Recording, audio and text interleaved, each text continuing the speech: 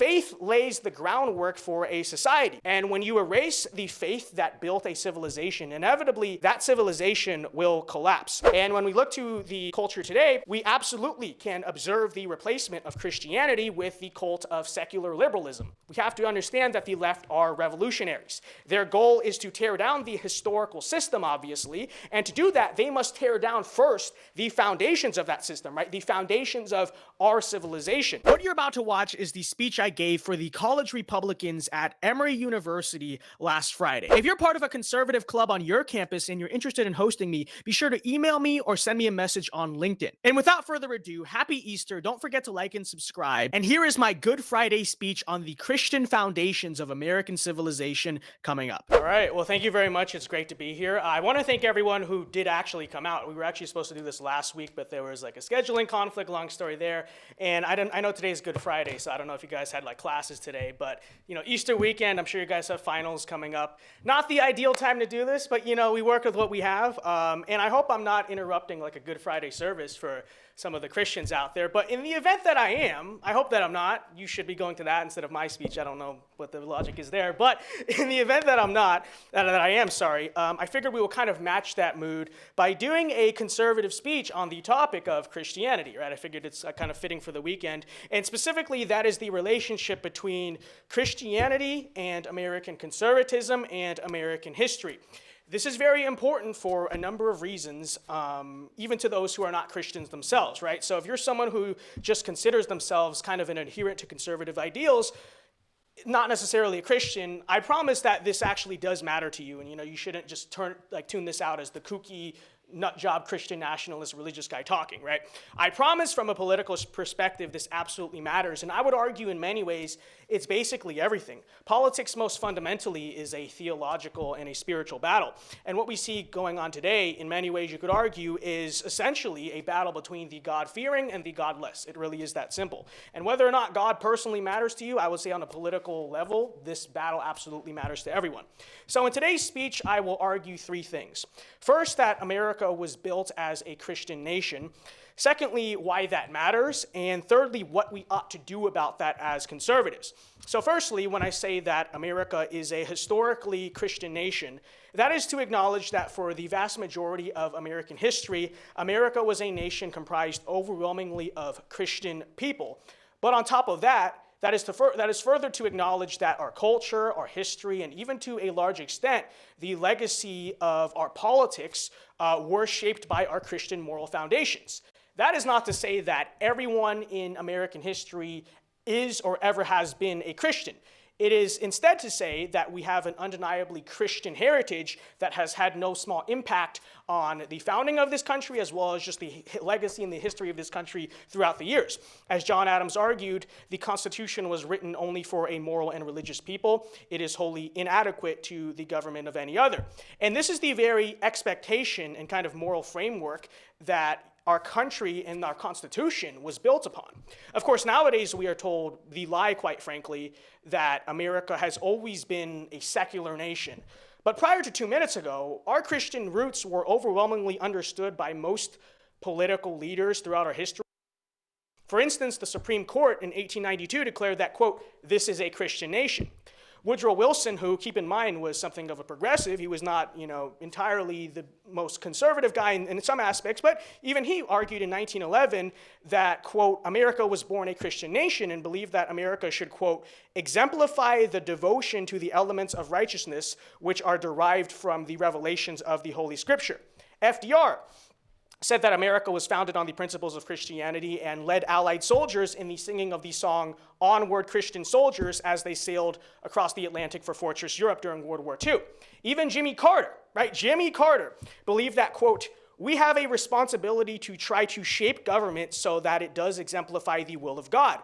We could do this all day, but I really would want to hone in on Jimmy Carter's quote because I think that it really somewhat, in many ways, addresses a modern liberal counter-argument of separation of church and state. This is the line that you're very often told. And this is, of course, what most liberals will bring up in response to any arguments of a Christian America, right? The concept of separation of church and state. Liberals have taken this to mean that Christianity ought to have no impact on American life, and that the Christian faith should not guide culture in any way or public policy in any way whatsoever. Yet this is not what separation of church and state actually means. The term, which is actually never quoted in the Constitution, by the way, was coined by Thomas Jefferson, and in his own words, this was coined in a letter to the Danbury Baptist Church, described separation of church and state as being a wall to keep actually government from interfering with the freedom of churches, not necessarily from churches or Christians not being able to influence the politics or the government, or to allow their faith and their principles to guide those politics. In short, separation of church and state meant that government cannot stop freedom of religion, and government cannot formally establish a state religion, right? So, the U.S. government has no authority to say this is a Catholic nation, or this is a Baptist nation, or this is, any other religion. But that's basically it. That's all that the First Amendment says. You can read it. It never says that Christians can't be involved in politics or that religious motives cannot impact public policy. The only real kind of restriction on religion in politics is simply the fact that, the church cannot formally run the country, right? We're not a formal theocracy, obviously. Enacting laws that reflect Christian morality is not a violation of the Establishment Clause, and the idea that it is just ridiculous. At the time of America's founding, Christian motives absolutely impacted public policy. Sodomy laws, for instance, are a perfect example of this. Those existed in all 13 states at the time of America's founding. There are plenty more. You can, for example, I think a good example would be to research all of the kind of religious, tight social conservative laws that were in place in Puritan Massachusetts. And, at the time of America's founding, Massachusetts, you could argue, was almost something more or less of a borderline theocracy at the time.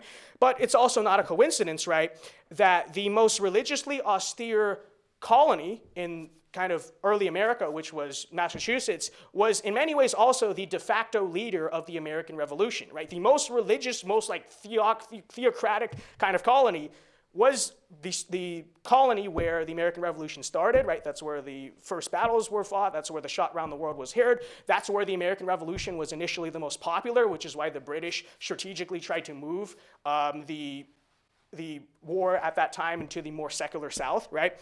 And so this is to say that Christians absolutely can advocate, for instance, today, for policy. There's plenty of precedent to advocate for policy that, for instance, outlaws abortion, upholds traditional marriage, promotes prayer in schools, and reflects just other forms of generally Christian morality. Lots of examples, right? Laws like this existed at the time of our founding, and our lawmakers understood this for most of American history. Just ask Jimmy Carter. I mean, is he known as like a austere conservative figure in history? No, but even he kind of understood this. Yet the separation of church and state, folks, for those people who still claim that a secular government equates a secular nation, what I would say furthermore, which, I think first of all, there's a misunderstanding of separation of church and state, but I'd also say that the argument in itself is somewhat flawed in the sense that a nation is also more than just a government. A nation is a people. And the truth is that America was an overwhelmingly Christian people for most of its history. As late as 1990, 85% of America identified as Christian. Obviously, this is a number that's been declining over time, but that's kind of where it stood, 85 to 95-ish% for most of history. Separation of church and state is terribly misunderstood, but even to the extent to which America's government is formally secular, it is important to acknowledge that nations are not just defined by their governmental systems, right? You can change the government, for instance, in Canada. You can make that into a dictatorship or a communist or whatever you want to do it. It would still be Canada, right? Because nations are defined by more than just what the government is there. And they're arguably more so defined by the places they exist in and the people who live there than the governments. And so the American people have undeniably been a Christian people with a Christian culture in a Christian land for most of history, which transitions me, of course, into why it actually matters. It matters because they are pushing LGBT propaganda and drag queen story hours onto your kids. It matters because the birth rates are collapsing and the divorce rates are skyrocketing. It matters because the left is clearly taking control of everything. And simply put, faith lays the groundwork for a society. The faith that a country is built upon forms the entire philosophy and kind of the moral bedrock of that civilization. The Romans had their gods, right? The Ottoman Empire had their gods, and America has her God. And when you erase the faith that built a civilization, inevitably that civilization will collapse. To quote Pat Buchanan, when the faith dies, the culture dies, the civilization dies, the people die. And when we look to the culture today, we absolutely can observe the replacement of Christianity with the cult of secular liberalism. You can call it a lot of things. I guess we'll just call it that, right? But this replacement has not been an accident. We have to understand that the left are revolutionaries. Their goal is to tear down the historical system, obviously, and to do that, they must tear down first the foundations of that system, right? The foundations of our civilization. That means replacing America's founding religion with their own cult of godlessness, right? And most of the stuff that the left pushes in our culture today, for instance, LGBT, sexual propaganda, feminism, CRT, all of this stuff, would not have flown in a Christian culture with a Christian moral majority, right? 50 years ago, the stuff you're seeing in Hollywood and out of the culture in general today from corporate America, obviously, none of this would have been acceptable because 50 years ago, the Christians of America would have put their foot down and said, this is ridiculous, what is going on? And the left always knew this, right? The cultural Marxists, for instance, understood that a Christian America would reject all of these cultural movements that they wanted to build. And this is why Karl Marx referred to religion, and specifically, right, because you could argue in many ways Karl Marx believed in his own religion, but when he says that religion is the opiate of the masses, to quote Karl Marx there, more so talking about historical religions, right, the ancient religions of old, the left understood that in order to reshape America, they would first have to de-Christianize America. And they've worked very hard at this. Now, atheism, as you could probably just observe in real life, has sharply increased over time recently in America, and the left has imported a lot of other kind of religions too. But I would argue that actually the most effective way that they did this was more so by systematically removing Christianity from the total sphere of public life. You see, 65% of America still identifies as Christian, at least formally in polls and stuff like that, but you don't really feel that kind of Christian moral majority that maybe your parents and your grandparents felt and might talk about sometimes, right? And that's because Christianity used to be a central part of American culture. And through a lot of things, but to just kind of sum it up, through a series of undemocratic Supreme Court rulings to remove public prayer, as well as kind of these institutional purges, these were mostly cultural things, but institutional purges to blacklist Christians from corporations, from Hollywood, that's a big one, from the music industry, from all the cultural institutions. As a result of all these things, Christianity in many ways has more or less been blacklisted from mainstream society, even if Christianity on paper still technically forms the majority in the culture, right? And the propaganda machine on people who do identify as Christians has been incredibly strong too. Just ask, for instance, like your average American Christian, right? Ask them what they think of same-sex marriage. And they'll probably give you the answer something like this, right? It always goes like this. Well, I don't personally agree with it, but it's their right to do what they want, and I'm not really supposed to impose my religion on other people. Now, we accept this as like the way things are supposed to be, but for most of American history, this is not the answer that a Christian would have given. Christians historically would have affirmed that marriage is an objective covenant between a man and a woman, that is our standard, and that there is a moral distinction between heterosexual relationships versus homosexual relationships. They are not, morally equal necessarily. But the modern answer that Christians nowadays give has been heavily programmed into the minds of American Christians even, right, believers, by that same secular culture. And so I'd argue it's not just that they're making more atheists out of people, it's that they're pushing Christians out of institutions, and also that they're kind of manipulating and psyoping Christians into, not actually being kind of effective political figures and cultural leaders. And of course, we see what destroying America's God has done to America. This secular culture you see today is obviously, in many ways, America is hedonistic. It is hyper-consumerist. Sexual anarchy runs wild. You can see that, a little bit south of the Georgia border down at Disney. Immorality is the new morality. It's true. Americans put the false gods, I would argue, in many ways. You kind of look to America today, right? A lot of Americans put the false gods of things like greed and money and things over one another and over the long-term health of our country. Obviously we see that. Like I said earlier, the marriage and the birth rates are collapsing. And none of this has been by accident. This has all been by design. And so, when conservatives talk about things like cultural Marxism, which is real, it was a real movement, a real school of thought that has had a huge impact on culture, actually. They ought to mention, though, things like the cultural Marxist push to secularize America in the same breath that they mention things like critical race theory and the other things that the cultural Marxists come up with, right? Now, with all of that said, If the left seeks to tear down the foundations of American civilization, then it's incumbent on conservatives, it's in the name conservative, right, to conserve the foundations of our civilization. If that's their job, then this is our job. And that means that we must conserve the moral influence that Christianity historically has had on our politics. There cannot be a conservative revival in America without a Christian revival, plain and simple. There is no return to a traditional America without its traditional God. It really is that simple. And that obviously means that, we kind of want more Americans to come to Christ, obviously. But I'd argue that that's really still not enough, because you can have the majority, as Christians apparently do today. It doesn't mean you necessarily have the institutions and the power, right? And so what I would really say we need to do is to restore Christianity's historical, cultural, and political influence on American life. So that means prayer back in the institutions. That means faith back into the culture and into the politics.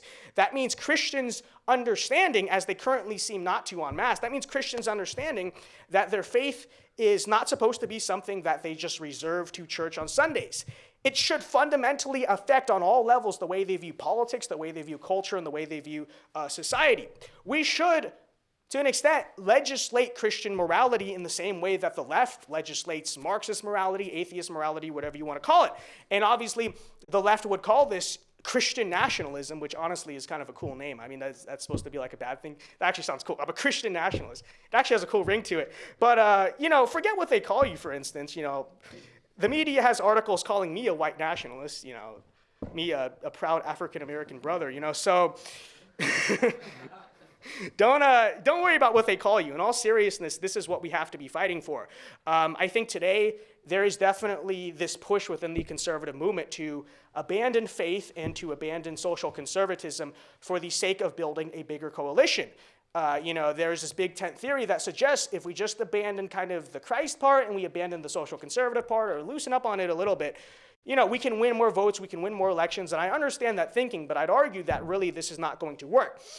Because again, without the foundation of Christianity, you do not have conservatism, right? No conservative coalition can win without the foundation of Christianity and Christians.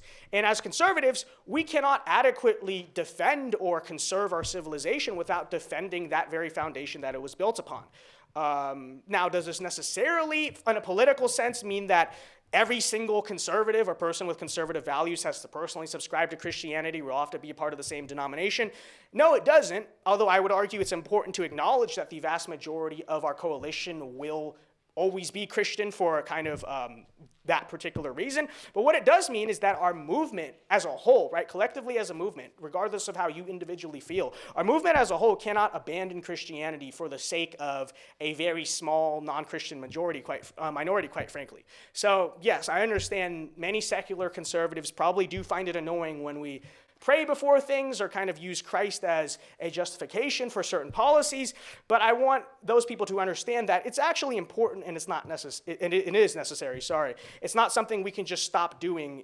We can't just give up on our ideas because you think like the religion part of it is dumb, right? I think it's actually something, even from a secular perspective, you can understand foundationally why that's very important. So to summarize here, and we'll go to Q&A, and we can kind of expand on this more or talk about other things. America was founded as a Christian nation. More so, it was not just founded as a Christian nation, it was built as a Christian nation. And because the left wanted to tear down America and its civilization, they tore down Christianity for a specific purpose, and they lied to you about it. And if we as conservatives want to restore America, we have to restore Christianity. It is that simple. Thank you very much. God bless. Have a happy Good Friday. And not a happy Good Friday, but you know what I mean. And I'd be happy to take your questions. There you go.